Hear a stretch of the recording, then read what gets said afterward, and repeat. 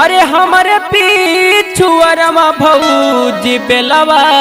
के पेड़वा, अरे पकैन बेलवा, अरे कचाय पे चुआ झाम से सासू बतिया चोरनी पिया न बोल हमसे।